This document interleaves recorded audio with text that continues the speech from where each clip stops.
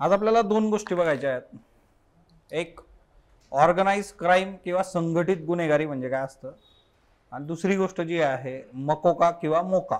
Okay, आहे हा कायदा जो आहे सध्या खूप न्यूजमध्ये आहे महाराष्ट्रामध्ये. जो संघटित गुन्हेगारी रोखण्यासाठी जे आहे महाराष्ट्र शासनाने 1999 मध्ये आणला होता. सो तो कायदा जो आहे तो नेमका काय आहे, त्याच्यामध्ये काय शिक्षा असते. आता जर तुम्ही ट्रेंड्स बघितले तर आयोग तुम्हाला ज्यावेळेस प्रश्न विचारतं तर त्यावेळेस त्याच्यामध्ये सिंपली आता दोन गोष्टी आहेत. करंट बेसिकमध्ये जेव्हा आपण असे मुद्दे बघतो की जो आपला सिलेबसची डायरेक्टली इंटॅक्ट मुद्दा आहे तो म्हणजे काय, ऑर्गनाइज क्राईम. ऑर्गनाइज क्राईम तुम्हाला कुठे येतो, GS3 मध्ये येतं बघा. GS3 मध्ये जे आहे इंटरनल सिक्युरिटी म्हणून तुम्हाला मुद्दा आहे बघा. Internal security. आता सीमेवरचे जे प्रश्न आहेत बघा, तुम्ही जर विचारात घेतलं की सीमेवर समजा फॉर एक्झाम्पल तिकडं पाकिस्तान आहे, चीन आहे, त्यांच्याबरोबर आपण डायरेक्टली युद्ध करू. आता त्याचबरोबर जे आहे की इंटरनल लेवलला जे आहे की इंटरनल सिक्युरिटीचा जो मुद्दा येतो की अंतर्गत हिच्यामध्ये आपल्या समोर कुठले कुठले प्रश्न आहेत, तर मग तिच्यात अंतर्गत प्रश्नांच्या हिच्यामध्ये हा एक मुद्दा आहे की जसं संघटित गुन्हेगारी आहे, नक्सलिझम एक आहे बघा. सो इंटरनल सिक्युरिटी GS3 मध्ये तुम्हाला मुख्य परीक्षेमध्ये सिलेबसला आहे. आता तिथं डायरेक्टली प्रश्न याच्यावरून विचारला जाऊ शकतो, कारण हा जो मुद्दा आहे महाराष्ट्रामधला हा फक्त महाराष्ट्रापुरता आता मर्यादित राहिलेला नाहीये. हा नॅशनल लेवलला जे आहे न्यूज चॅनल सगळ्यांनी तो कव्हर केलेला आहे. त्याची चर्चा जी आहे होम मिनिस्ट्री पर्यंत जे आहेत ना, केंद्र सरकार तिथं होते आताच्या डेटला. त्याच्यामुळे हे तिकडे UPSC मध्ये पण रिफ्लेक्ट होऊ शकतं. महाराष्ट्र शासन ज्या काही परीक्षा घेतं तिच्यामध्ये पण तुम्हाला मकोका असेल, मोका असेल, त्याच्या संबंधीचे प्रश्न विचारू शकतं. सो सिंपल आहे एकदम, काय काय तिच्यात वाद नाही. मग तिथं जे आहे मेन्सला प्रश्न येण्याचे चान्सेस आहेत. सायमल्टेनियसली अदर दॅन मेन्स जर आपण बाजूला सरकलो तर तुम्हाला जे आहे प्रिलिम्समध्ये या कायद्यावर प्रश्न विचारले जाऊ शकतात. कुठलाही कायदा अभ्यासताना बेसिक गोष्टी काय असतात बघा, त्या कायद्याची जी आहे PDF तुम्हाला उपलब्ध असते. त्या PDF मधल्या कुठल्या कुठल्या गोष्टी बघायच्या, तर एक तो बेसिक कायदा कधी आलेला आहे, कधी लागू झालेला आहे, हा एक मूळ प्रश्न असतो. दुसरी गोष्ट याच्यामध्ये येते की तो कायदा जो आहे त्याच्यातले कशासाठी येतं, हा संघटित गुन्हेगारीसाठी. मग संघटित गुन्हेगारी म्हणजे काय, कुठल्याही कायद्यामध्ये डेफिनेशन्स असतात, व्याख्या. म्हणजे त्या कायद्यानुसार त्या गोष्टीची काय डेफिनेशन आहे ही तुम्ही जाणून घेतली पाहिजे. मग त्याच्यानंतर दुसरा मुद्दा येतो की या कायद्यानुसार जर तुम्ही एखाद्या गोष्टीचा भंग केला असेल तर त्याची शिक्षा काय आहे, तर ती शिक्षा तुम्हाला माहित पाहिजे की दंड किती होणार आहे याच्यामध्ये. आणि सक्षम अधिकारी असा एक कॉलम तिच्यामध्ये असतो की या सर्व याच्यासाठी जे आहे कुठला महत्त्वाचा अधिकारी असणार आहे की तो सगळा देखरेख, तपास आणि त्या गोष्टींच्या बाबतीमध्ये गोष्टी डील करेल. सो तिथं जे आहे सक्षम अधिकारी. असे रुटीन ट्रॅडिशनल जर तुम्ही गोष्टी बघितल्या तर ह्या ट्रॅडिशनल गोष्टी तुम्हाला याच्यामध्ये बघायला मिळतात आणि त्याच्यानुसार पण तुम्ही गोष्टी ज्या आहेत तर त्यावर करू शकता, कारण प्रश्न इथं बनण्याचे चान्सेस जास्त असतात. ओके, सो ऑर्गनाइज क्राईम म्हणजे काय की तुम्ही गँग वॉर असा शब्द ऐकला असेल बघा. एक गँग बनवणं, गँग. आता याच्यामध्ये गँग म्हणजे किती लोकांची गँग असते, तर 2 लोक जरी असले तरी ते काउंट करणार बघा त्याला, एकापेक्षा जास्त जे आहेत ते. सो मुळात जे आहे की इंटेन्शनली प्रॉपर प्लॅनिंगनी ज्या गोष्टी केल्या जातात तर ते सगळं जे आहे ऑर्गनाइज क्राईम. नावातच आहे बघा, ऑर्गनाइज असणं आणि ऑर्गनाइज नसणं. म्हणजे तुमच्या हॉस्टेलमध्ये किंवा तुमच्या लायब्ररीत तुमच्या आजूबाजूला अशी काही लोक असतील बघा की जे खूप नीट अँड क्लीन असतात. ओके, पुस्तकं, वही, पेन बिलकुल एकदम प्रॉपर रेषेतच असतंय सगळं. काही असे असतात बघा की तिच्यात नेमका इथं माणूस बसतो का असा प्रश्न पडतो आपल्याला. माणसांसाठीची जागा आहे काही. ऑर्गनाइज असणं आणि ऑर्गनाइज नसणं जे आहे त्या दोन गोष्टी. मग हिच्यामध्ये जेव्हा क्राईमच्या बाबतीमध्ये तुम्ही ऑर्गनाइज असता त्यावेळेस जे आहे ह्या गोष्टींचा विचार केला जातो की इंटेन्शनली गोष्टी घडणार आहेत. तुम्ही ठरवून वेगवेगळे क्राईम्स असतात. ऑर्गनाइज क्राईममध्ये असा एक क्राईम नाही आहे. याच्यामध्ये ड्रग ट्रॅफिकिंगचा मुद्दा येऊ शकतो, ह्युमन ट्रॅफिकिंगचा मुद्दा येऊ शकतो. ऑर्गनाइज क्राईम ही जी गोष्ट आहे याच्यामध्ये नंबर ऑफ क्राईम्स येऊ शकतात बघा. याच्यामध्ये ॲज सच अशी एक गोष्ट नाही आहे. खंडणी मागणं एखाद्याला जे आहे, एखाद्याचा किडनॅप करणं जे आहे बघा, अपहरण करणं जे आहे. सो नॉर्थ इंडियामध्ये पण असं एकदम कॉमन तुम्हाला दिसतं बघा. जसं आता आपण नॉर्थ इंडियामध्ये एक गोष्ट बघितली होती की बिहारमध्ये जे आहे पकडवा विवाह नावाची एक गोष्ट सध्या न्यूजमध्ये आहे. पकडवा विवाह म्हणजे काय, एखाद्या मुलाला जे आहे गव्हर्नमेंटचा जॉब जर भेटला तर काय होतं, मुलीकडचे त्याला डायरेक्टली उचलतात जिथं भेटला तिथून, फक्त गव्हर्नमेंटचा जॉब भेटलेला पाहिजे त्याला फिक्स. आणि आता तर अजून वाढू शकतं कारण 8वा वेतन आयोग आता सुरू होणार आम्हाला. म्हणजे त्यासाठी परवानगी भेटली आहे, पुढच्या 1-1.5 वर्षात शिफारसी येऊन मग ते लागू होईल. त्याला उचलतात डायरेक्टली जे आहे घेऊन जातात ज्या मुलीबरोबर लग्न लावायचं आहे तिच्यावर लावून देतात आणि मग त्याला सोडतात की हा झालंय आता लग्न, नांदा सौख्य बरे. याला जे आहे बिहारमध्ये पकडवा विवाह म्हटलं आता बघा. या केस स्टडीज असतात. सो मुळात जे आहे की वेगवेगळ्या पद्धतीने वेगवेगळे क्राईम जे आहेत ते होत असतात. बिहारमध्ये हे झालेलं आहे बघा. गव्हर्नमेंट जॉब जे आहे म्हणजे ते प्रॉब्लेमॅटिक ठरू शकतात का, ते ठरू पण शकतं बघा. ओके, तर ते बिहारमध्ये आपण बघतोय सध्या. आता आजच्या डेटमध्ये जे आहे की जेव्हा ऑर्गनाइज क्राईम आपण बघतो तर there are number of movies, भरपूर मूव्हीज आहेत बघा. ओके, ही व्यक्ती कोण आहे बरं, है ना, सरदार खान आहे बघा. Okay, gangs of Wasseypur. नंतर याच्या पार्ट 2 मध्ये कोण होता, फैजल. ओके, याची जागा फैजलनी घेतली होती. ऑर्गनाइज क्राईमचं सगळ्यात बेसिक फीचर जर कुठलं असलं तर ते काय असतं, हायरार्की असते तिच्यामध्ये. सगळ्यात वरती कोण असणार, कालीन भैया, आणि मग खालचे कार्यकर्ते आहेत सगळे. सो ऑर्गनाइज क्राईमचं एक स्ट्रक्चर असतं. ऑर्गनाइज क्राईम मध्ये सिंपल गोष्ट काय असते की ऑर्गनाइज क्राईम मध्ये हायरार्की असणार आहे बघा. मग तिच्यात वरती एक व्यक्ती आहे, त्याच्या खाली बाकीचे जे आहेत, मग तो एक व्यक्ती ऑर्डर देईल त्याच्यानुसार त्या गोष्टी होतील.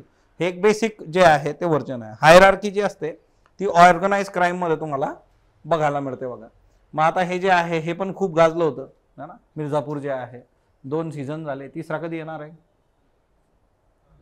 ना, चालू शूटिंग त्याचं कुठं बा. आता ह्या सर्व याच्यामध्ये जे आहे एक गोष्ट लक्षात ठेवा की हायरार्कियल स्ट्रक्चर असतं बघा. याच्यामध्ये हायरार्की म्हणजे काय, वरती एक व्यक्ती असेल त्याच्या खाली बाकीची जनता काम करणार बघा. ओके, सो आता या हायरार्कीवरून भांडणं सुरू झाले की मग 2 गँग तयार होतात, त्याच्यातून अजून 3 गँग तयार होतील, 4 तयार होऊ शकतात बघा. है ना, शेवटी प्रत्येकाची महत्वाकांक्षा असते वेगवेगळ्या क्षेत्रामध्ये की मी टॉपला गेलं पाहिजे, आणि मग ते टॉपला जायच्या याच्यामध्ये ही लोक जे आहेत स्प्रेड होत जातात बघा. ओके, सो तिच्यातून जे आहे त्या गोष्टी. आता हे काय काय करतात, तर मग तुम्ही वेब सिरीज बघितलेली आहे का मिर्झापूर. आता यांचा व्यवसाय कशाचा होता, कट्टे, है ना, देशी कट्टे विकत होते बघा. है ना, याच्यामध्ये काय असतं की ट्रॅफिकिंग जे आहे तर ते वेपनचं ट्रॅफिकिंग जे आहे ते याच्यामध्ये तुम्हाला बघायला मिळतं. वेपन्स, शस्त्रास्त्र जे आहे ते विकणं तो एक मुद्दा असतो. त्याच्यानंतर ड्रग ट्रॅफिकिंग, ह्याच वेब सिरीज मध्ये जे आहे, है ना, मुन्ना भैया कुठे गेले आपले, हा हे इकडं आहे. ओके, मुन्ना भैया जे आहे ड्रग्स. ओके, सो याच्यामध्ये ड्रग ट्रॅफिकिंग तुम्हाला बघायला मिळू शकतं. ड्रगची जी तस्करी असेल त्याच्या संबंधीचे विषय असतील ते पण होतात बघा याच्यामध्ये. ओके, दुसरं जे असतं एक्स्टॉर्शन. एक्स्टॉर्शन खंडणी जी आहे ती एक तुम्हाला बघायला मिळू शकते. दुसरं जे आहे बघा मनी लॉन्ड्रिंग. मनी लॉन्ड्रिंग स्पेशली आपण बघू काय असतं कसं असतं. मनी लॉन्ड्रिंग म्हणजे काय की असा पैसा जो इलिगल आहे त्याला जे आहे लिगलाइज करणं जे आहे, अशा पद्धतीने गोष्टी वर्क केल्या जातात. मनी लॉन्ड्रिंग जे आहे बेनामी पैसा जो असतो बघा, किंवा जे आहे इलिगल पैसा जो आहे तो तिच्यामध्ये प्रॉपरली युटिलाइज केला जातो बघा. त्याच्यानंतर जे आहे बेकायदेशीर व्यवसाय वगैरे पण केले जातात. सो हे सगळं जे आहे ही हायरार्की डील करत असते बघा. Illegal activities. आता हे सगळं जे करणार आहे तो ऑब्विसली काय आहे याच्यामध्ये, यांच्या हातात काय दिसतंय तुम्हाला, बंदूक आहेत बघा. Okay, violence. ओके, याचं बेसिक असतं. ऑर्गनाइज क्राईम काय करतं, व्हायलन्स याचं बेसिक आहे बघा. सो ऑर्गनाइज क्राईमचं बेसिक लक्षात ठेवा, व्हायलन्स, हिंसा. ओके, सो बेसिकली काय आहे ना की व्हायलन्स का बरं, कारण जर व्हायलन्स असला तर लोक घाबरतात बघा, लोकांना भीती वाटते ना. 2-4 राऊंड जर फायर केले तर सगळे आपले 2 मिनिटात गायब. ओके, किंवा एखाद्याला बंदूक लावली, बंदूक ठेवली समोर. ओके, मूळ काय असतं ना, बंदूक किंवा कुठलंही शस्त्र जे आहे ना ही गोष्ट प्रॉब्लेमॅटिक होऊन जाते. आता तुम्ही जर बघितलं बघा की या सगळ्या प्रोसेसमध्ये म्हणजे सिंपली जे आहे एक पोलीस अधिकारी होते, त्यांच्याबरोबर आमचं बोलणं असंच कॅज्युअल गप्पा सुरू होत्या, आणि मग तिच्यामध्ये गन लायसन्सवरून चर्चा झाली की बाबा लायसन्स गन्स घेतली पाहिजे का वगैरे वगैरे. ओके, महाराष्ट्रात त्याची पण बरीच चर्चा झालेली आहे, बऱ्याच गन्स इश्यू झाला वगैरे. जम्मू काश्मीरची एक न्यूज बघितली होती, आठवते का तुम्हाला, करंटमध्ये मी दाखवली होती की जम्मू काश्मीरमध्ये मॅक्झिमम जे आहे की अधिकाऱ्यांवर कारवाई होते तिथं, IAS अधिकाऱ्यांवर. असं पहिल्यांदा होतंय भारतामध्ये, आणि हे त्याच्यासाठीच आहे की लोकांना वेपन्स इश्यू करणं, प्रॉपर कारण नसताना वेपन्स इश्यू केलेले आहेत जास्तीचे, त्याच्यासाठी अधिकाऱ्यांवर कारवाई. आणि भारतात IAS अधिकाऱ्यांवर कारवाई होण्याची पहिली वेळ जी जम्मू काश्मीरमध्ये आजच्या डेटमध्ये होते त्याचं कारण वेपन्सच आहे. आता मुळात त्या अधिकाऱ्यांनी आम्हाला एक गोष्ट सांगितली होती की वेपन घेणं किंवा त्या गोष्टी ठीक आहे, तुम्ही काही लोकांना गरज नसताना पण ते घेतात. पण ज्या वेळेस तुमच्याकडे वेपन येतं त्यावेळेस तुमचं बिहेवियर जे आहे ते बदलून जातं बघा. आणि जे हिच्यामध्ये जर तुम्ही हे बघितलं असेल तर आता हा याच्या भावाला काय सांगत असतो की तू IASचा अभ्यास कर म्हटलं, है ना, पुण्यात जा स्पॉटलाइटला, है ना, अभ्यास कर म्हटलं. म्हणजे हे जे आहेत हे दोघी भाऊ यांचं नेचर आधी कसं होतं, आणि ज्या वेळेस जे आहे की सर्कमस्टन्सेस जे काही असतील ते मनोरंजनाचा भाग झाला. मग कालीन भैया बघतो की हा 2 कबूतर भेटलेले आहेत आपल्याला, आणि मग कालीन भैया म्हणतो की बाबा हे एक एक घोडा ठेवा तुमच्याकडं, बंदूक, है ना. हा म्हणतो गाडी पाहिजे, गाडी पण दिली जाते. आणि मग त्याचं बिहेवियर कसं चेंज होतं बघा. सो ऑर्गनाइज क्राईमचं सगळ्यात बेसिक आहे ते म्हणजे व्हायलन्स. यांच्याकडे शस्त्रास्त्र असतात आणि तिच्यातून जे आहे लोकांमध्ये भीती निर्माण करणं. लोकांमध्ये जेव्हा तुम्ही भीती निर्माण करता तो ऑब्विसली जे आहे ना तुमचा दबदबा. तुम्ही असं बघितलं असेल की लिटरली 15, 16, 17 वर्षाची मुलं सुद्धा जी आहेत बघा, की एखादा क्राईम केल्यानंतर तो क्राईम जगासमोर आला पाहिजे किंवा तो क्राईम जो आहे लोकांना कळला पाहिजे, हे मी केलेलं आहे हे कळलं पाहिजे, याच्यासाठी प्रयत्नरत असतात. म्हणजे हेच नाही बाकीचे पण. का? कारण दबदबा निर्माण झाला पाहिजे आपला. मुळशी पॅटर्न तुम्ही जर बघितला असेल बघा, तिच्यात नियम सांगितलेले आहेत, काय काय नियम असतात. आणि सगळ्यात शेवटचा होतो बाबा तिच्यानी मग पिक्चर पुढे सरकतो. हायरार्की जी आहे ती त्याच्या हातात जाते. सो मुळात जे आहे ना की व्हायलन्स हिच्यामध्ये एक बेसिक गोष्ट आहे. अरे आता सुरुवात झाली आहे, हा त्यांनी फक्त आदळापट करायला सुरुवात केली, फील घेतोय तो, है ना. आता काय नाही आपल्याकडे बाटल्याचे फक्त का पाय मारताय एकामेकाला. सो बेसिकली ऑर्गनाइज क्राईम मध्ये व्हायलन्स हा एक खूप महत्वाचा मुद्दा आहे. दुसरी गोष्ट असते टीम वर्क असतं बघा यांचं.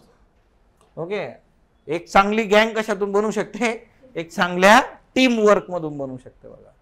सो टीम वर्क महत्वाचं आहे, सिव्हिल सर्व्हिस साठी महत्वाचं आहे. एका ब्युरोक्रॅटची बेसिक क्वालिटी पण ही असते की त्यांनी टीम वर्क केलं पाहिजे प्रॉपरली. किंवा इंटरव्ह्यू मध्ये तुम्हाला विचारलं जातं तेव्हा जे आहे की तुम्हाला का सिलेक्ट करायचं, तेव्हा तुम्ही सांगता मग की माझं टीम वर्क चांगलं आहे, मी लोकांना घेऊन काम करू शकतो. ओके, तर अशी लोक हिच्यामध्ये वर्क होतं. सो टीम वर्क जे आहे ते पण महत्वाचं आहे. एक सेंट्रलाइज ऑथॉरिटीच्या अंडर जे आहे ही लोक काम करतात.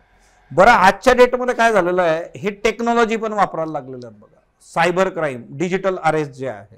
ओके, म्हणजे थोड्या वेळापूर्वीचा विषय बघा, मला एक व्यक्ती भेटायला आली होती, त्यांनी सांगितलं की त्यांच्या मित्राबरोबर काही दिवसांपूर्वी डिजिटल अरेस्टचा प्रयत्न आला. त्यांना एक लिंक आली, लिंकवरून त्यांना जे आहे जॉईन करायला सांगितलं.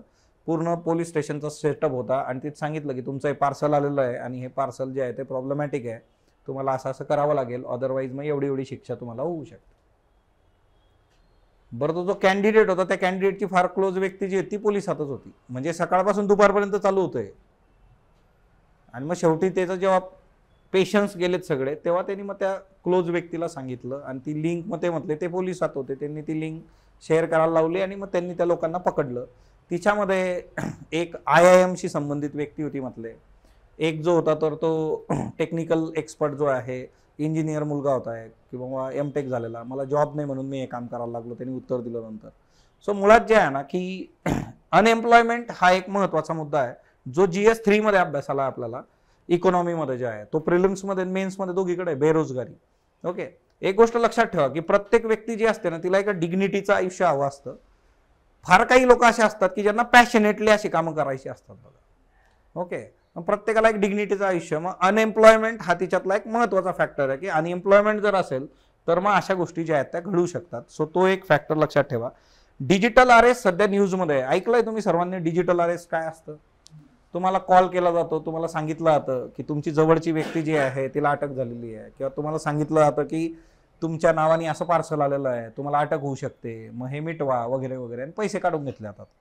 बरं, गँग्स ऑफ वासेपूर वगैरे हे जेव्हा आपण बघतो तशी जामतारा नावाची वेबसिरीज आहे बघा, जिच्यामध्ये जे आहे पैशाच्या घोटाळ्यासंबंधी की तुम्हाला फोन येतो की तुमच्या कार्डची व्हॅलिडिटी संपणार आहे तुमचं आहे. आता हा खूप जुना फंडा झाला, आता हे लोकांना माहीत पडलं. मग ते नवीन नवीन फंडे शोधायला लागलीत ती लोक, कारण कसं आहे की ते पण 2-2 पावलं पुढे सरकायला लागतात. सो सायबर क्राईम जो आहे त्याचा जर विचार केला आपण तर हिच्यामध्ये जे आहे ना की ही लोक आजच्या डेटमध्ये टेक्नॉलॉजी वापरतात बघा. टेक्नॉलॉजी जी आहे ती ह्या लेवलला वापरली जाते की तुम्हाला जे आहे हे सगळे जे सायबर क्राईम्स आहेत ते खूप प्रॉपरली जे आहेत केले जातात, आणि टेक्नॉलॉजी पण ऑर्गनाइज क्राईम मध्ये वापरली जाते. जसं आता आपण मधल्या काळात एक न्यूज बघितली होती, असा कुठला देश आहे की जिथं भारतीय नागरिकांना सायबर स्लेव्स बनवून ठेवलेलं आहे बरं? कंबोडिया जे आहे, आपण करंटमध्ये बघितलेलं, ह्या केस स्टडीज असतात बघा, ह्या पेपरमध्ये लिहिणं अपेक्षित असतं तुम्ही. सो कंबोडियामध्ये जे आहे सायबर स्लेव्स, म्हणजे इथून ते नोकरीसाठी आमिषाने त्यांना तिथं बोलवलं आणि तिथून मग त्यांना जे आहे इकॉनॉमिकल सगळे जे आहे बेकायदेशीर गोष्टी करायला लावल्या जातात जबरदस्ती. सो हे जे आहे हे प्रॉब्लेमॅटिक आहे. सो अशा गोष्टी ज्या आहेत तर त्या घडतात बघा. सो या ऑर्गनाइज क्राईम मध्ये आता टेक्नॉलॉजी पण आलेली आहे. बरं, ऑर्गनाइज क्राईम होतात त्याला जबाबदार असणारे कोण असतात बघा. जसं हिच्यामध्ये जे ना पोस्टमॅन होता बघा, एक पोस्टमॅन माहिती आहे तुम्हाला, मिर्झापूरमध्ये पोस्टमॅनचा रोल कुणी केलेला होता, म्हणजे पोस्टमॅन तो पोस्टमॅन नव्हता, तो होता पोलीस. आता पोलीस जे असतात बघा ते काय करणार, तर ते जे करप्ट पोलीस अधिकारी आहेत किंवा नुसते पोलीस नाही, पोलीस सोडून इतर अधिकारी पण जे आहे, सिव्हिल सर्वंट इतर पण जे आहे बघा, हे सगळे जे आहेत तर ते करप्ट ऑफिशियल्स ना, जे भ्रष्टाचारी असतात बघा ते यांना सामील असतात. ते कुठल्याही प्रकारच्या ऍक्शन्स इथं घेत नाहीत, त्यांच्याकडे ज्या वेळेस ह्या गोष्टी जातात. सो हे काय असतं ना, कोलिझिव्ह करप्शन असतं एक प्रकारचं. करप्शनचे दोन प्रकार असतात बघा, एक असतं कोअर्झिव्ह करप्शन, दुसरं असतं कोलिझिव्ह करप्शन. कोलिझिव्ह करप्शन म्हणजे संगनमतानी होणारा भ्रष्टाचार. मेरी भी चूप तेरी भी चूप, म्हणजे दोघांचा इश्यू आहे, तर मग मला माहिती आहे माझं काम कम्प्लिटली बेकायदेशीर आहे, मग मी पण पैसे देणार, समोरचा ते घेणार. कोलिझिव्ह संगनमतानी होणारा, दोन लोक तिथं काही समोरचा त्रास देत नाही किंवा पैसे मागितले म्हणून समोरच्याला काही प्रॉब्लेम नाही. दुसरं असतं कोअर्झिव्ह. कोअर्झिव्ह जे असतं त्याच्यामध्ये काय असतं, याला म्हणतात मराठीमध्ये दमनकारी भ्रष्टाचार. म्हणजे सिस्टीम काय करते, तुम्हाला फोर्स करते की तुम्ही काय केलं पाहिजे, पैसे दिले पाहिजे बाबा तिथं. सो अशा पद्धतीने ह्या गोष्टी ज्या आहेत तर त्या होतात. बऱ्याचदा सिस्टीमवर काय इम्पॅक्ट होतो बरं, ऑर्गनाइज क्राईम जे आहे त्याचा समाजावर काय परिणाम होत असेल बरं, काय वाटतं तुम्हाला? आता जेव्हा हा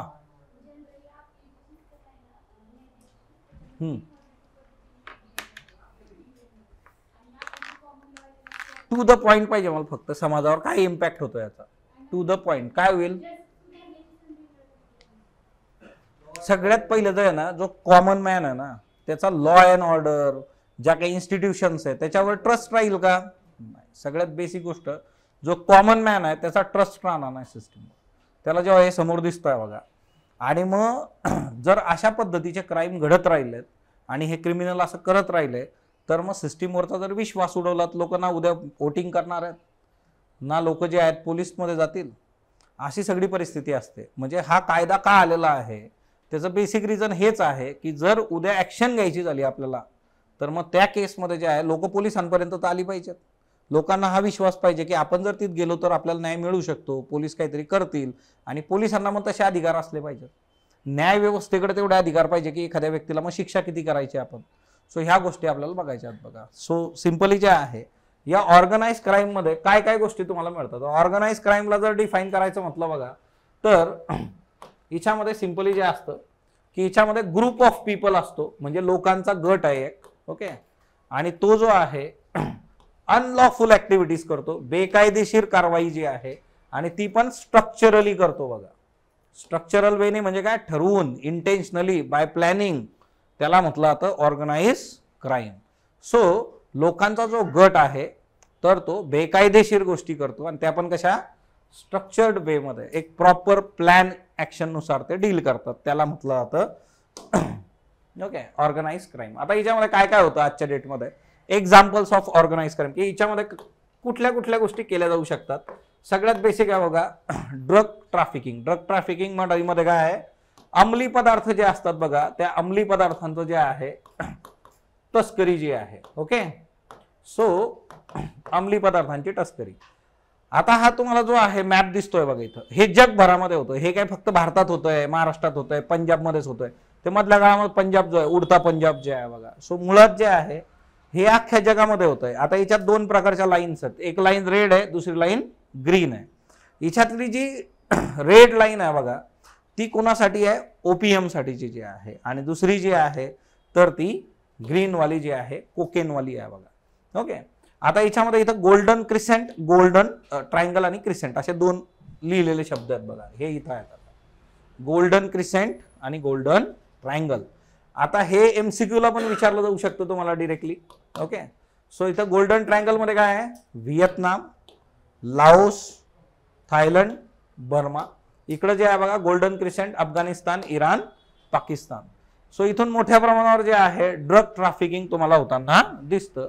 golden crescent and golden triangle जे आहेत हे जगातले सगळ्यात मोठे असे म्हणजे एरियाज आहेत जिथून मोठ्या प्रमाणावर अंमली पदार्थांची तस्करी होते. ओके, सो आता इकडं कसं आहे ना, पाकिस्तान आता हे आपल्या शेजारीच आहे बघा. हे ड्रोननी आपल्याकडे पाठवतं मोस्ट प्रॉब्ली गोष्टी ज्या आहेत. म्हणजे आता ड्रोन कसं आहे, अनमॅन व्हेकल आहे. डायरेक्ट ड्रोननी जे आहे एखादी गोष्ट येऊन आपल्या इथं टाकून दिली, ती लोक कलेक्ट करतील. हे प्रॉब्लेम्स पण आपल्या इथं वाढलेले आहेत बघा. आता याच्यामध्ये दुसरा मुद्दा जो येतो तो म्हणजे ह्युमन ट्रॅफिकिंग जे आहे, मानवी तस्करी. चला पटकन सांगा, भारतीय संविधानामध्ये फंडामेंटल राईटचा जर आपण विचार केला तर तिथं मानवी तस्करीचा उल्लेख आहे का कुठं? 23. ओके, मानवी तस्करी दोन गोष्टींसाठी प्रामुख्याने जगभरात केली जाते.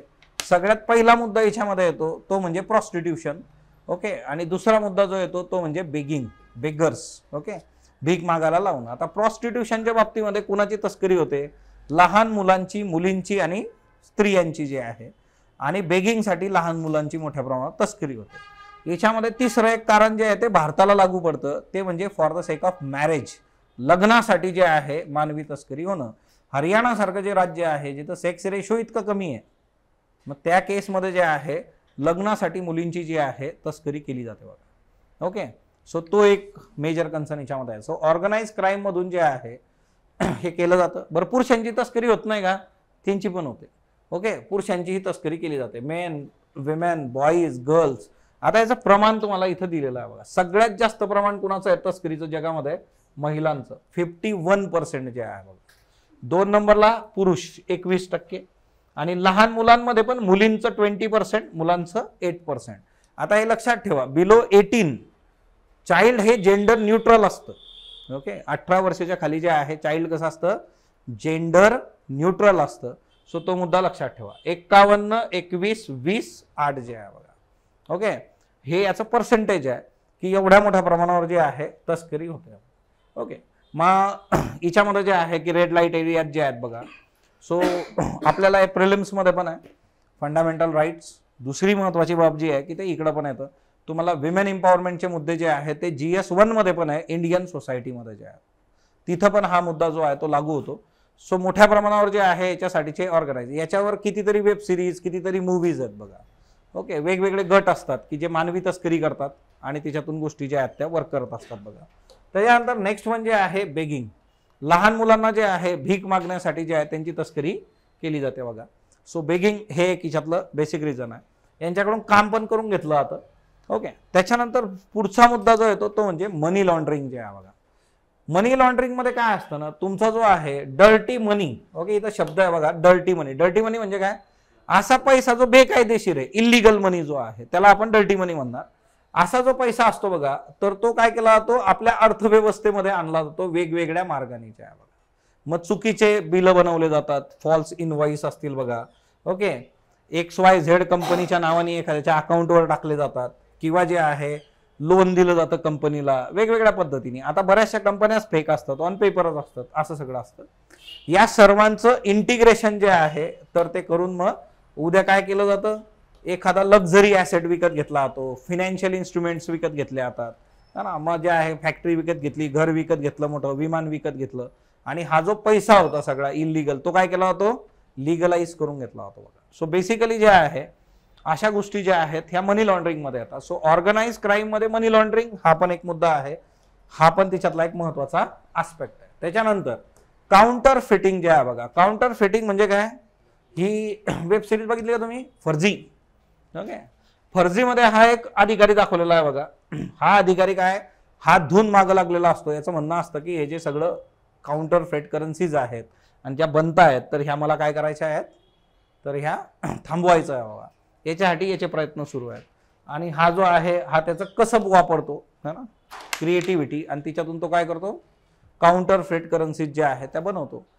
आता हा जो नकली पैसा आहे सगळा, बनावट नोटा ज्या येत असतात चलनामध्ये ज्या आहे, मधल्या काळामध्ये आपण जेव्हा डिमॉनिटायझेशन केलं होतं, त्या डिमॉनिटायझेशन करण्यामागचं एक रिझन काय होतं, तर ते बनावट नोटा किंवा जे आहे फेक करन्सी, हे पण एक तिच्यामधलं बेसिक रिझन होतं बघा, की त्या पण आपल्याला बाहेर काढायच्यात समजा. बरं, बनावट नोट ओळखता आली पाहिजे आपल्याला, त्याच्यासाठी फीचर्स दिलेले असतात. आरबीआय सांगतं आपल्याला 500च्या नोटचे काय फीचर आहे, ह्या नोटचे काय, त्या नोटचे काय.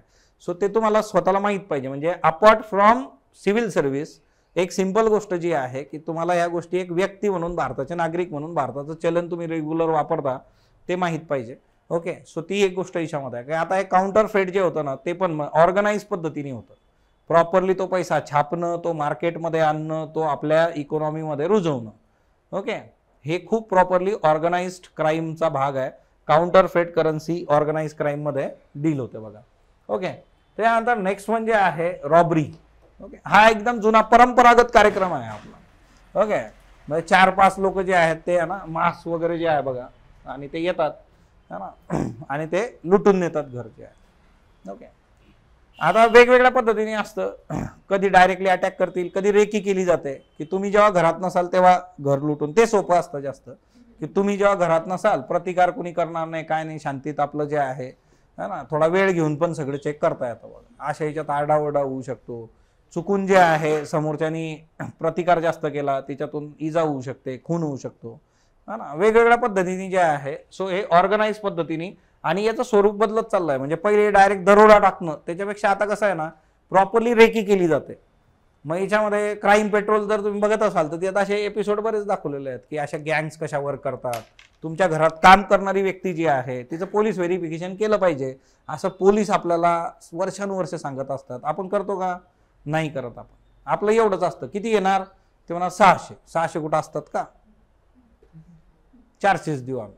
नाही, मग 550, 500 एवढंच जमतं आपल्याला. ते कुठून आलेत, काय आलेत, त्यांचं ओव्हरऑल आधार तुमच्याकडे आहे का, तुमच्या घरात ते काम करणार आहेत वगैरे वगैरे.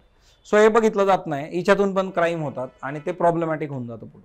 सो रॉबरी जे आहे हा एक ट्रॅडिशनल आहे. याच्यामध्ये घराची असेल, बँकेची रॉबरी असेल बघा, वेगवेगळ्या ठिकाणी जे आहे दरोडा टाकला जातो. सो रॉबरी हे ऑर्गनाइज क्राईम मधलं एक बेसिक फीचर आहे बघा. एवढंच की हे खूप आउटडेटेड आहे. आजच्या डेटमध्ये कसं आहे ना की आता जे काही सगळे सायबर क्राईम होत आहेत आणि डिजिटल याच्यातून जे आहे पैसा जो येतोय बघा, तर ते सगळ्यात सुधारित रूप आहे याचं. असं याच्या त्याच्या घरी जाऊन पेक्षा मग तुम्ही दूर ॲट अ डिस्टन्स ॲक्शन आहे बघा, एका दूर ठिकाणी. किंवा आता असे जे आहेत बघा, ती एक केस झालेली आहे मुंबईमधली. त्यांनी एक स्कीम काढली होती बघा.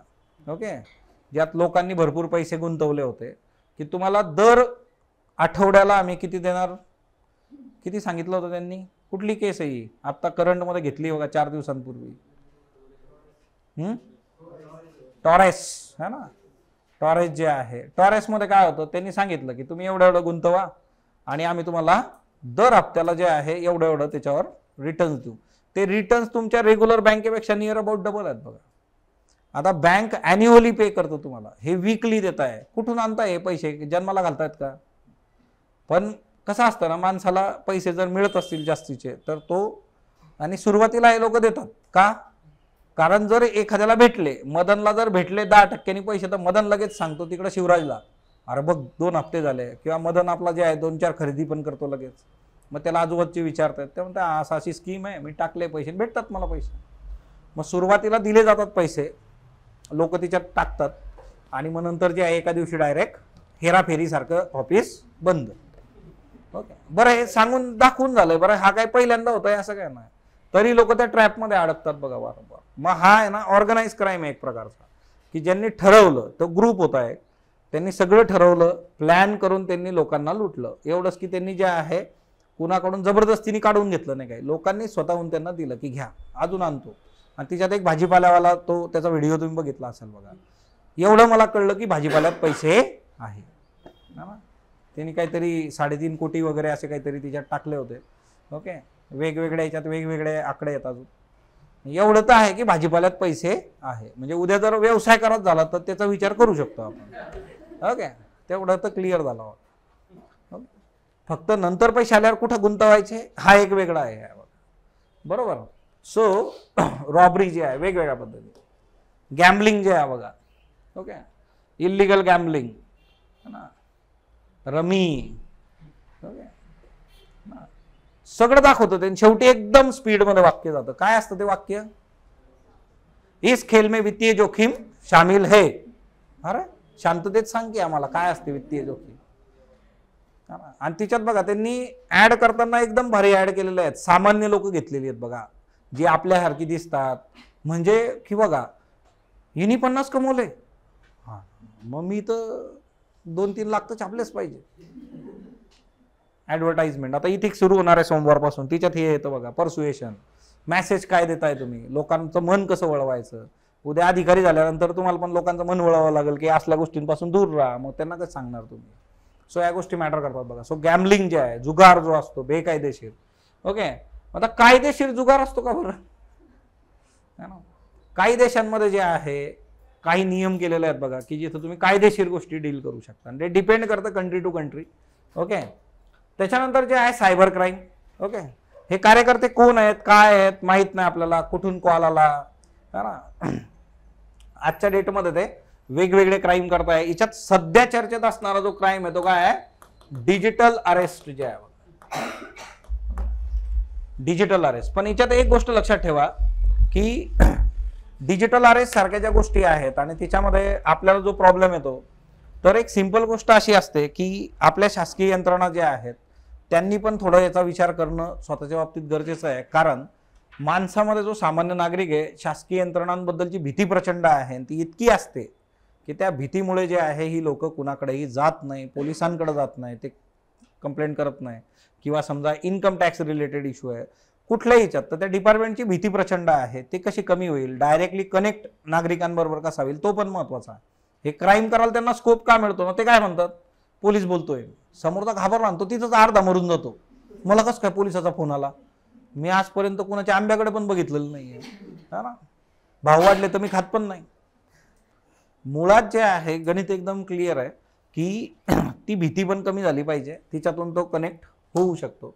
त्याच्यानंतर इलिगल वाईल्ड लाईफ ट्रेड पण असतो बघा, या गेंड्याचं शिंग कापून टाकला बघा इथं. इलिगल वाईल्ड लाईफ ट्रेड जो आहे तो पण ऑर्गनाइज जे आहे बघा, याच्यासाठी पण टोळ्या काम करत असतात.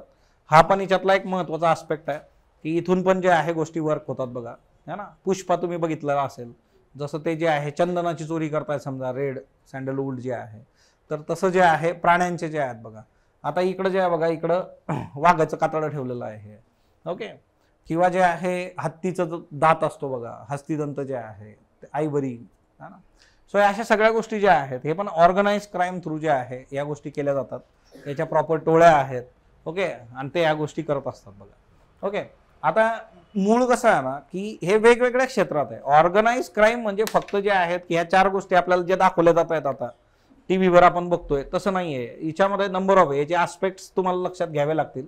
ओके, पुष्पा मूवी आहे त्याचं बेस्ट एक्झाम्पल आहे बघा. पुष्पा एकटा आहे का की एकटाच गेला, त्यांनी लाकडं तोडली, मग ते डोक्यावर घेऊन मोळी घेऊन पुष्पा विकतोय, असं नाही आहे ना. त्याच्याबरोबर अख्खी टीमची टीम आहे ती, कारण ते एका माणसाचं काम नाही आहे. तिकडं जे आहे एकाला मनोऱ्यावर बसवलं आहे, तिकडून पोलीस यायला लागले की ते तिकडून आवाज देतं, तिकडून शिट्ट्या मारतं. म्हणजे काय आहे की ती एक टीम असते आणि ती त्या पद्धतीने हे करते. किंवा कांतारा बघितला असेल तुम्ही, ते रात्रीचे निघतात बघा, मग तिथं पण जे फॉरेस्ट ऑफिशियल्स आहेत. म्हणजे मूळ ते जे आहे की तुम्हाला वेगवेगळ्या क्षेत्रामध्ये अशा ऑर्गनाइज पद्धतीने क्राईम करणारी लोक भेटतील बघा. ओके, वेपन ट्रॅफिकिंग जे आहे बघा, वेगवेगळे जे अस्त्रशस्त्र आहेत त्याचं ट्रॅफिकिंग केलं जातं. याच्या पण आंतरराष्ट्रीय स्तरावर जे आहे टोळ्या आहेत बघा. ॲनिमल बघितला असेल तुम्ही, है ना. ॲनिमलमध्ये ते मशीन गन होते ना, बसून गोड्या मारायचा कार्यक्रम, ते एक कार्यकर्ता घेऊन येतो त्याला विकायला, त्याच्याकडे पण 4 लोक मागे उभे असतात. ऑर्गनाइज क्राईम आहे तो, है ना. वेपन्स विकणं जे आहे अशा पद्धतीने वेपनची, शस्त्रांची तस्करी करणं. सो हा पण याच्यामधला महत्वाचा फॅक्टर आहे बघा. सो ऑर्गनाइज जे आहे क्राईमच्या बाबतीत. आता जो सध्या चर्चेचा खूप मुद्दा आहे, आता तुम्हाला काय विचारलं होतं, ऑर्गनाइज क्राईम काय आहे, ऑर्गनाइज क्राईम का होतो, ऑर्गनाइज क्राईमचं टेररिझम बरोबरचं रिलेशन जे आहे ते पण तुम्हाला विचारलं होतं बघा. सो तो पण एक फॅक्टर तिच्यामध्ये येतो की ऑर्गनाइज क्राईम काय करतो की फंडिंग करतो, फिनान्शियल जे आहे टेररिझमसाठी जे आहे ते रिलेशन समोर आलेले आहेत, ते विचारलं जाईल. ऑर्गनाइज क्राईम मग कमी कसा करायचा, तर ऑर्गनाइज क्राईम मध्ये काउन्सिलिंग वगैरे असं पेपरमध्ये लिहू नका, है ना, कारण काउन्सिलिंग वगैरे हे सगळे जे आहेत पट्टीचे प्लेयर्स आहेत एकदम. ओके, सो यांच्यासाठी काय लागतं तुम्हाला, प्रॉपर जे आहे लॉ अँड ऑर्डर सिच्युएशन लागतं. Maharashtra control of organise crime act 1919 जे आहे बघा. सो आता बघा याच्यामध्ये जे आहे की महाराष्ट्र कंट्रोल क्राईम जे आहे, ऑर्गनाइज क्राईम जे आहे बघा. सो याला मराठीमध्ये मकोका किंवा मोक्का असं म्हटलं जातं बघा. मकोका कायदा किंवा मोका, कारण याचा शॉर्ट फॉर्म कसा आहे, असा आहे म्हणून. ओके, आता हा संघटित गुन्हेगारीसाठी आलेला कायदा आहे बघा. संघटित गुन्हेगारी जर आपल्याला संपवायची असेल तर त्याच्यासाठी आता भारतामध्ये जे आहे ना, पूर्वी एक कायदा होता, तो होता टाडा, terrorist and डिसरप्टिव्ह activities prevention act. Okay, 1985 मध्ये होता. 95 पर्यंत टाडा जो आहे तो अंमलात होता बघा.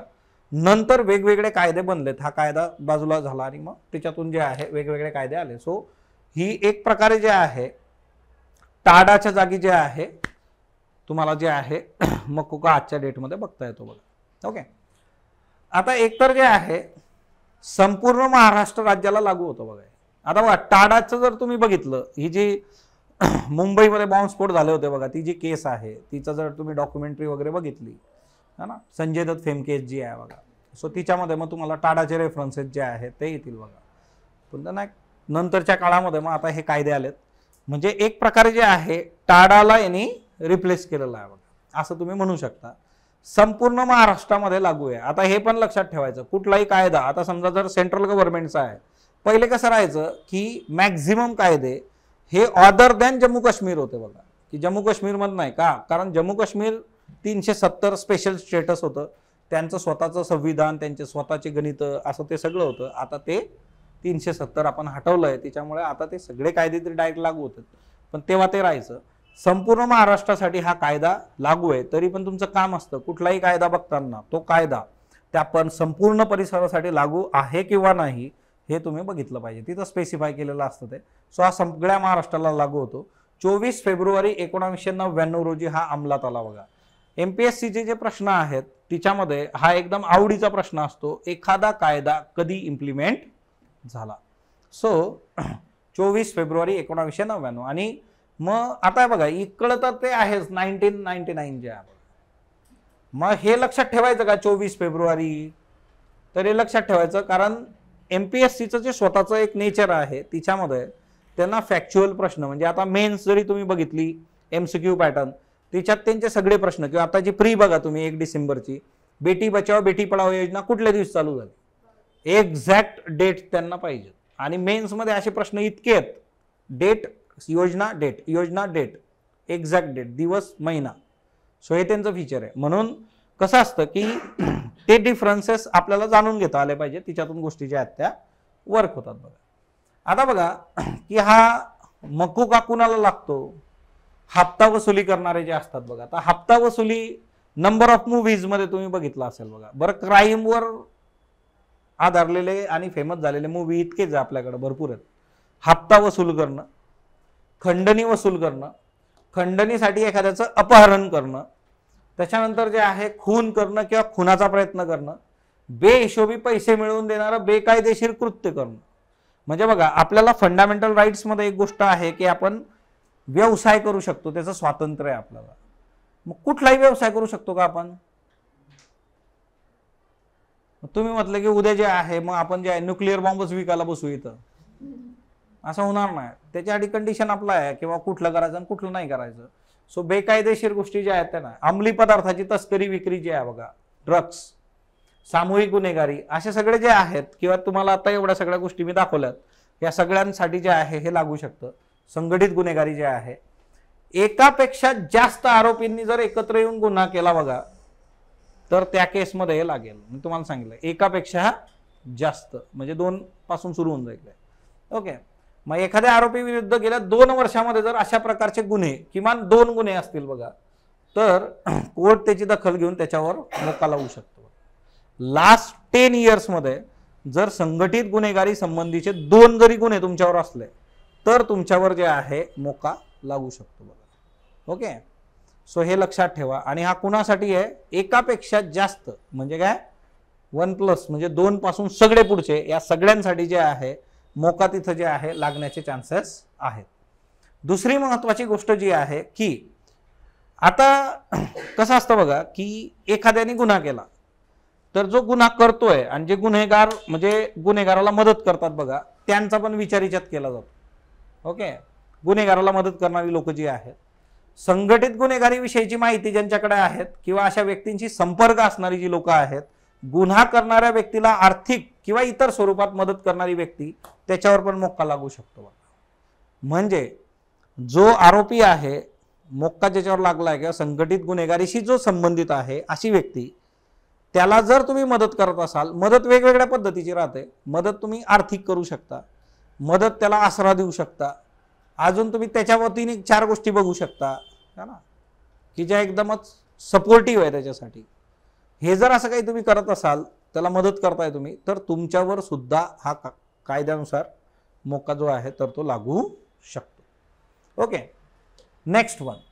आता संघटित गुन्हेगारी याची डेफिनेशन कायदा काय देतो बघा. संघटित गुन्हेगारी म्हणजे काय, एखाद्या व्यक्तीने जर अवैध मार्गाने आर्थिक लाभ मिळवण्यासाठी, स्वतःसाठी किंवा कोणत्याही अन्य व्यक्तीसाठी गैरवाजवी आर्थिक किंवा इतर फायदा मिळवण्याच्या किंवा उठाव करण्याला प्रोत्साहन देण्याच्या उद्देशाने एक तर संघटित गुन्हेगारी संघटनेचा सदस्य. आता बघा, संघटित गुन्हेगारी संघटना, ओके, म्हणजे काय, टोळी एक प्रकारे जी आहे, तिची डेफिनेशन खाली येतं. संघटित गुन्हेगारी म्हणजे काय की संघटना, त्याचा अर्थ असा होतो किंवा टोळी, एकट्याने किंवा संयुक्तपणे संघटित गुन्हेगारी कृत्य करणारा 2 किंवा अधिक व्यक्तींचा गट. म्हणजे एखाद्या कामगिरीवर एखादाच जाऊ शकतो, ओके, पण तो गट कितीचा आहे, आयदर दोघांचा किंवा 2 पेक्षा जास्त लोकांचा. तो जो गट असतो, जो संघटित गुन्हेगारी कृत्य करतो, त्याला संघटित गुन्हेगारी संघटना असं म्हटलं जातं. ओके, म्हणजेच टोळी. याचा जर तुम्ही सदस्य असाल किंवा अशा संघटनेच्या वतीने एकट्या किंवा संयुक्तपणे, म्हणजे तुम्ही एकट्याने किंवा संयुक्तपणे म्हणजे 2, 3, 4 लोक बरोबर येऊन हिंसाचाराचा वापर करून किंवा हिंसाचार करण्याची धमकी देऊन आयदर तुम्ही डायरेक्टली जे आहे एखाद्याला मारू शकता किंवा एखाद्याला फक्त धाक दाखवू शकता, चाकू, है ना, सुरा, बंदूक, वेगवेगळ्या पद्धतीने धमकवणे किंवा धाकटपटशा किंवा जबरदस्ती कोणतंही बेकायदेशीर मार्गाने चालू ठेवलेलं कृत्य, असं म्हणजे संघटित गुन्हेगारी. आता याचा जर क्रक्स आपण, आता हा कायद्यात जसं दिलेलं आहे तसं तुमच्या समोर आहे बघा, जसं त्या कायद्यात आहे तसं हे वाक्य आहे की संघटित गुन्हेगारी म्हणजे काय. तर सिंपली जे आहे, स्वतःचा आर्थिक फायदा करून घेणं किंवा स्वतःचा आर्थिक सोडून इतर फायदा करून घेणं किंवा दुसऱ्याचा फायदा करून देण्यासाठी तुम्ही काम करताय. म्हणजे एक तर तुम्ही स्वतःसाठीच काम करू शकता किंवा तुम्ही दुसऱ्याच्या फायद्यासाठी काम करू शकता. या 2 गोष्टी क्लिअर. याच्यातून आयदर आर्थिक फायदा तुम्हाला पाहिजे किंवा अदर दॅन इकॉनॉमिकल असा दुसरा कुठलाही फायदा. आता काही लोकांना फक्त दहशत निर्माण करण्यात मजा येते बघा, त्यांना बाकी काही नसतं. ओके, म्हणजे प्रत्येकाचं पॅशन आणि प्रत्येकाच्या ज्या इच्छा आकांक्षा आहेत त्या वेगवेगळ्या असू शकतात, की फक्त मला बघून लोक घाबरली पाहिजेत किंवा माझं नाव सगळ्यात वरती आलं पाहिजे. याच्यात पॅशनेट असणं एखाद्या गोष्टी संबंधित ते कोण कोण वेगवेगळ्या पद्धतीने असू शकतं. सो आर्थिक सोडून इतर पण काही गोष्टी ज्या आहेत त्या असू शकतात. सो त्या तिथं असतील. त्याच्यानंतर जे आहे की तुम्ही एकट्याने किंवा जे आहे संयुक्तपणे, म्हणजे स्वतः एकटे करू शकता किंवा तुम्ही अजून 4 लोकांना बरोबर घेऊन ही गोष्ट करू शकता. आयदर तुम्ही व्हायलन्स कराल किंवा व्हायलन्स करणार नाही, फक्त घाबरवाल समोरच्याला. काही लोक जे असतात गेल्या गेल्यास, असं बघा तुम्ही मूवीज मध्ये वगैरे बघितलं असेल, गेल्या गेल्यास ते बंदूक काढून समोर ठेवतो बघा, काही बोलायच्या आधी. म्हणजे समोरच्याला कळतं की आपल्या सीमारेषा किती आहेत इथं, बरोबर. म्हणजे जास्त बोलायचं ना बाबा, आता साहेब म्हणतील तसं करून टाकायचं, संपला विषय. नाही तर काय, ही जी बंदूक आहे ही चालू शकते बाबा, एवढं क्लिअर आहे. ओके, सो मूळ मुद्दा जो आहे तो लक्षात घ्या की याच्यामध्ये आयदर एखाद्याला घाबरवलं जाईल किंवा एखाद्याला डायरेक्टली मारहाण पण केली जाऊ शकते. सो संघटना काय असते आणि संघटित गुन्हेगारी काय असते, या दोघी गोष्टी तुम्हाला माहीत पाहिजे ॲज पर ऍक्ट. आता याच्यामध्ये जे आहे, एखाद्याला जर मकोका किंवा मोक्का कायदा लावला, म्हणजे त्याच्यावरती चार्जेस टाकले की या कायद्याअंतर्गत आम्ही या व्यक्तीला बुक करतोय, तर त्या व्यक्तीला अटकपूर्व जामीन मिळत नाही. ओके, आपल्याकडे एकदम कॉमन असतं बघा, वकील येतो लगेच, काळा कोट, पटकन म्हणतो हा हे आहे, अटकपूर्व जामीन घेतात काही लोक. ओके, म्हणजे अटक व्हायच्या आधीच क्लिअर होऊन जातं वेगवेगळ्या याच्यात. तर मोक्काच्या याच्यात अटकपूर्व जामीन मिळणार नाही. आता अटक झाल्यावर पण सहजासहजी मिळत नाही बघा. पोलिसांना चार्जशीट म्हणजे आरोपपत्र दाखल करण्यासाठी 180 दिवसाची मुदत आहे. म्हणजे किती दिवस झाले ते, 6 महिने. मग तोपर्यंत तर काही विषयच येत नाही बघा, म्हणजे 6 महिने तुम्हाला आत राहावं लागू शकतं. इतर गुन्ह्यांमध्ये हा कालावधी 90 दिवसांचा आहे. अदर दॅन मकोका इतर जे गुन्हे होतात त्याच्यात 90 डेज मध्ये चार्जशीट दाखल करणं अपेक्षित असतं. इथं 180 डेजचा जो आहे तर तो कन्सर्न आहे. मग आरोपीचा कबुली जबाब नोंदवून घेणं वगैरे जे आहे त्याच्या आधारे कारवाई करणं वगैरे वगैरे. आता यांच्यासाठी विशेष न्यायालयाची स्थापना होऊ शकते. या कायद्यानुसार जे आहे विशेष न्यायालय स्थापन करून तिथून जे आहे कारवाई होऊ शकते, तो एक मुद्दा आहे. त्याच्यानंतर 30 दिवसांपर्यंतची पोलीस कस्टडी मिळू शकते. आता बघा, पोलीस कस्टडी आणि ज्युडिशियल कस्टडी असे दोन प्रकार असतात. ओके, पोलीस कस्टडी म्हणजे काय, पोलिसांच्या ताब्यात देणं. मग पोलीस जे आहे ते बसवून चर्चा करून विचारतात की बाबा कसं कसं घडलं, काय घडलं सांगा मला, काय काय इश्यू आहे, काही त्रास असला तो सांगा, मी सॉर्ट. ज्युडिशियल कस्टडीमध्ये पोलीस जे आहे त्यांचे पॉवर्स लिमिटेड होऊन जातात. इकडं कसं असतं ना पोलीस कस्टडीत, मग ते बऱ्याच गोष्टी दाखवतात आपल्याला, बर्फाची लादी काय, उलटं काय, सुलटं काय, आणि मग टायरमध्ये टाकून वगैरे वगैरे सगळ्या पद्धतीने पाहुणचार तिथं केला जाऊ शकतो. ओके, सो पोलीस कस्टडी जे आहे 30 डेजपर्यंत मिळू शकते. आता इथं जे आहे की मकोकाचे प्रकरण जे आहे त्याची सुनावणी कुठं होते, विशेष न्यायालयांमध्ये होते. आरोपींना कमीत कमी 5 वर्ष ते जन्मठेपेची शिक्षा होऊ शकते. याच्यात पण जे आहे जर यांनी एखाद्याचा मर्डर केला असेल तर हे फाशीपर्यंत पण जाऊ शकतं. ओके, सो मृत्यू जर झाला तर जन्मठेप किंवा जे आहे मृत्यूदंड म्हणजे काय, फाशीची शिक्षा. ओके, सो 1 लाखापासून 5 लाखापर्यंतचा दंड पण आहे. तुमची सगळी प्रॉपर्टी जी आहे तर ती गोठवली जाऊ शकते. बरं, आता याचं स्पेसिफिकेशन बघू आपण की ही शिक्षा कशी कशी कुठल्या कुठल्या केसमध्ये कशी असते. आता जेवढे जेवढे ऑर्गनाइज क्राईम करणारे ज्यांना मोक्का लागला आहे बघा, अशा केसमध्ये जर तुमच्या एखाद्या कृत्यामुळे एखाद्या व्यक्तीचा मृत्यू झाला तर त्या केसमध्ये मृत्यूदंड किंवा जन्मठेपेची शिक्षा तुम्हाला असणार आहे बघा. आणि नियर अबाउट जे आहे 1 लाख रुपयांच्या किमान मर्यादेस अधीन राहून दंड होईल. किमान आणि कमाल हे दोन शब्द जे आहे म्हणजे मिनिमम 1 लाख, मॅक्झिमम किती पण जाऊ शकतो. ओके, एवढा दंड तुम्हाला होऊ शकतो.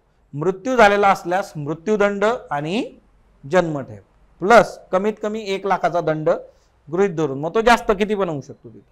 दुसरी केस 5 वर्षाहून कमी तुम्हाला शिक्षा नसणार आहे बघा.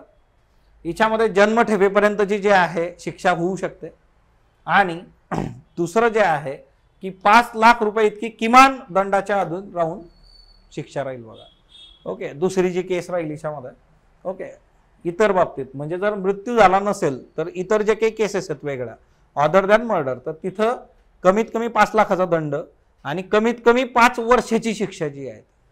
ओके, कमीत कमी 5 वर्षाची शिक्षा ती वाढवू किती बनू शकते, ती तिच्यामध्ये लाईफ इम्प्रिजमेंट पर्यंत जाऊ शकते. त्याच्यानंतर आता हिच्यामध्ये जे आहे की पूर्वतयारी करून कोणताही कट करणं जे आहे बघा, म्हणजे काय की प्री प्लॅन गोष्टी ज्या केलेल्या आहे किंवा तसे प्रयत्न जर कोणी करत असेल बघा तर त्याला जे आहे 5 वर्षापेक्षा कमी शिक्षा नसणार आहे, जन्मठेपेपर्यंत होऊ शकते. म्हणजे गुन्ह्यासाठी प्रॉपरली प्लॅनिंग करणं. मॅक्झिमम जे गुन्हे असतात बघा तिच्यामध्ये असं प्रॉपर प्लॅन करून ते केलं जातं. आणि मग म्हणजे ऑर्गनाइज क्राईमचं तर बेसिक आहे एकदम की ते ऑर्गनाइज पद्धतीनेच गोष्टी वर्क करणार. ओके, आणि मग ती जन्मठेपेपर्यंत जाऊ शकते. इथं पण किती आहे, 5 लाख रुपये जे आहे किमान दंड जे आहे तर तो असणार आहे बघा. आणि हा शब्द नीट वाचायचा आणि. ओके, म्हणजे काय, तुम्हाला जे तुरुंगवास होणार आहे तो तुरुंगवास प्लस दंड असं आहे ते. किंवा तिथं जर असलं की वा परंतु किंवा हे अल्टरनेटिव्ह नाही आहे.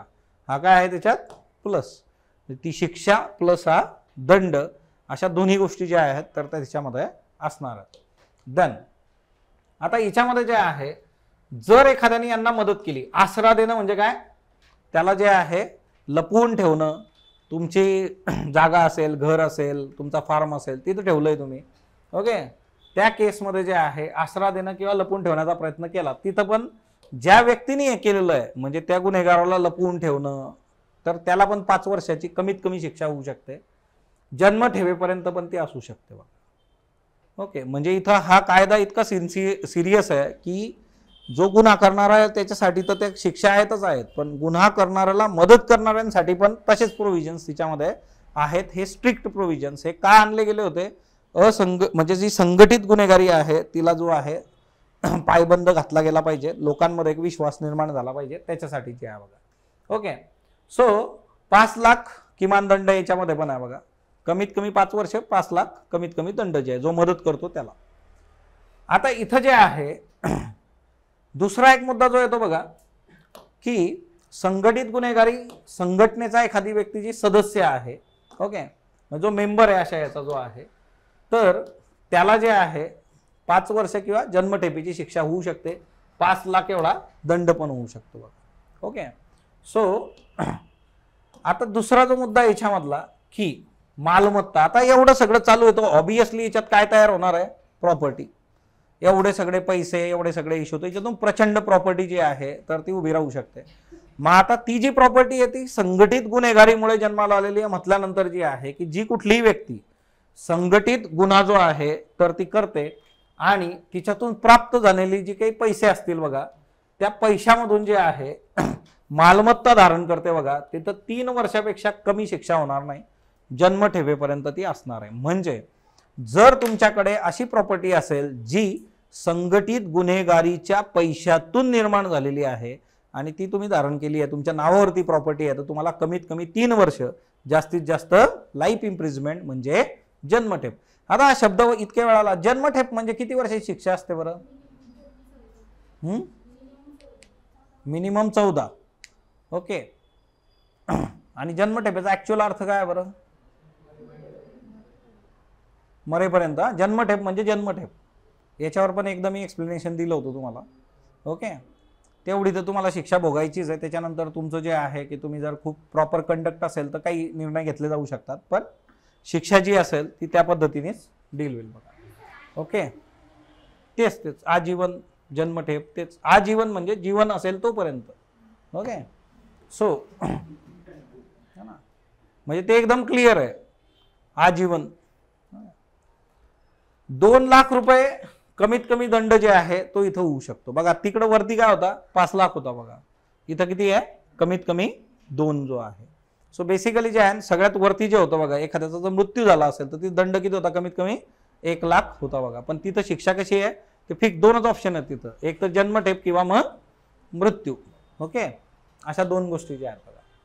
आता बऱ्याचदा कसं असतं की ही जी संपत्ती असते ती मूळ गुन्हा करणारा नाही, पण दुसराच व्यक्ती त्याच्या नावावर घेतो. ओके. म्हणजे XYZ व्यक्तीने गुन्हे केलेले आहेत, तिच्यातून त्यांनी जो पैसा कमवला त्यांनी एखाद्या तिसऱ्या व्यक्तीच्या नावावर प्रॉपर्टी घेतलेली आहे. मग तो नातेवाईक असू शकतो, मित्र असू शकतो, थर्ड पर्सन. ओके. अशी व्यक्ती जी आहे बघा की ज्याला स्वतःच्या प्रॉपर्टीचा हिशोब देता येत नसेल किंवा त्याला जर विचारलं की तुमची 10 घरं आहेत आणि तुमचा पगार तो 25,000 आहे, बरं तुमचं घर अशा ठिकाणी आहे की जिथं किमती ज्या आहेत समजा 25 लाख आहे, कुठं 50 लाख आहे, तर एवढे पैसे आले कुठून? एक तर तुम्ही करप्शन केलंय किंवा अजून कुठं तुंबाड गिंबाडचा रस्ता माहीत पडला तुम्हाला, रात्रीत जाऊन तुम्ही जे आहे ना आणतायत सोन्याच्या मोहरा, काय आहे नेमकं ते सांगा. ओके. सो ते जर त्याला सांगता आलं तर ठीक आहे, नाही सांगता आलं तर काय होतं पुढं, तुमची स्थावर जंगम मालमत्ता जी असते बघा, जवळ जे काय असेल बघा, तर 3 वर्षापेक्षा कमी म्हणजे जे आहे कमीत कमी नसणार आहेत, कमीत कमी 3 वर्ष आणि 10 वर्षापर्यंत शिक्षा होऊ शकते तुम्हाला. ओके. म्हणजे मिनिमम 3 to 10 years एवढी शिक्षा असणार आहे याच्यामध्ये. दुसरं जे आहे 1 लाख रुपये दंड, एवढा कमीत कमी दंड, त्याच्यावर जास्त जाऊ शकतो तो. ओके. सो हा तिच्यामध्ये महत्वाचा मुद्दा आहे की जर दुसरा एखादा व्यक्ती, दुसरी एखादी इसम जर ती प्रॉपर्टी स्वतःच्या नावावर ठेवत असेल तर त्या केसमध्ये तुम्हाला काय करावं लागेल, हा मुद्दा लक्षात ठेवा. ओके. त्याच्यानंतर सक्षम अधिकारी, मी तुम्हाला सुरुवातीला सांगितलं होतं या केसेसमध्ये मकोकाच्या सक्षम अधिकारी जे आहे बघा, शासनाच्या सचिव दर्जापेक्षा जे आहे कमी दर्जाचा अधिकारी इथं चालत नाही. म्हणजे कमीत कमी कोण लागणार तुम्हाला, सेक्रेटरी. सचिव दर्जाचा जो अधिकारी आहे तो हिच्यामध्ये काय असतो, सक्षम अधिकारी जे आहे, या कायद्याचा कलम 14 तिच्यामध्ये सक्षम अधिकारी सांगितलेला आहे. सो सक्षम अधिकारी जे आहे सचिव दर्जाचा अधिकारी हिच्यामध्ये अपेक्षित आहे आणि तो अधिकारी या सगळ्या गोष्टी ज्या आहेत तर त्या बघेल. आता सिंपली ही एक गोष्ट लक्षात ठेवा बघा की जेव्हा आपण हा कायदा बघतो किंवा कुठलाही कायदा बघतो तिच्यामध्ये जर जुने पेपर तुम्ही बघितले, जसं आता MCQ पॅटर्नची जी राज्यसेवेची मुख्य परीक्षा आहे त्या GS2 पेपरमध्ये कायदे आहेत आणि त्या कायद्यांच्या बाबतीत सुरुवातीला हे प्रश्न यायचे सक्षम अधिकारी कोण, शिक्षा किती. नंतर मग आता ते वर्षानुवर्ष तेच विचारून विचारून आता ती लोक बाकीच्या कलमांकडे शिरली, की सब कलमपंथी जे आहे विचारायला लागली तिच्यामध्ये, आणि ते सगळं पाठ करावं लागतं आजच्या डेटमध्ये. पण मूळ जे आहे कुठल्या याच्यात जर प्रश्न आला तुम्हाला इन जनरल, बरं हा प्रश्न कुठे येऊ शकतो, प्रिलिम्समध्ये हा प्रश्न येण्याचे चान्सेस खूप जास्त आहे. प्रिलिम्समध्ये तुम्हाला विचारलं जाऊ शकतं, मग याच्यामध्ये अधिकतम शिक्षा किती असू शकते वगैरे वगैरे विचारू शकतात. सो तुम्हाला किमान जे आहे हा कायदा काय आहे ते माहीत असणं अपेक्षित आहे. बघा आज बरेचसे स्टुडंट जे आहेत ते नवीन आहे किंवा त्यांना सीबीबी हे काय प्रकरण आहे, तर आता लक्षात घ्या की सीबीबी काय असतं, करंटमध्ये ज्या गोष्टी महत्त्वाच्या असतात, ज्या स्टॅटिक सिलेबसशी रिलेट करतात, तो स्टॅटिक पार्ट याच्यामध्ये घेतला जातो. मग तो सगळ्या विषयांशी संबंधित असू शकतो. दर शुक्रवारी 4:30 वाजता हे लेक्चर असतं. समोर तिथं टाइम टेबल लागलेला आहे बघा, तो टाइम टेबल बघून घ्या. आज संध्याकाळी तुमचं 6 वाजता जे आहे ते हिस्ट्रीचं सेशन आहे, हिस्ट्रीचं सेशन, आणि उद्या जे आहे ते एन्व्हायरमेंटचं सेशन आहे. सोमवारपासून तुमचे 2 लेक्चर सुरू होऊन जातील. तिथं टाइम टेबल प्रत्येकाने नीट बघायचं, त्याच्यानुसारच ते लेक्चर लागलेले असतील. ऑनलाईनमध्ये सुद्धा जे विद्यार्थी ऑनलाईनचे आहेत, आणि तिथून गोष्टी ज्या आहेत त्या पद्धतीने वर्क होतील बघा. ओके, सो हा कायदा आणि ऑर्गनाइज क्राईम या 2 गोष्टी ज्या आहेत त्या लक्षात ठेवा. तुम्हाला ऑर्गनाइज क्राईमवर प्रश्न मुख्य परीक्षेत आणि इकडं जो आहे तो प्रिलिम्समध्ये येण्याचे खूप जास्त चान्सेस आहेत. So thank you all of you.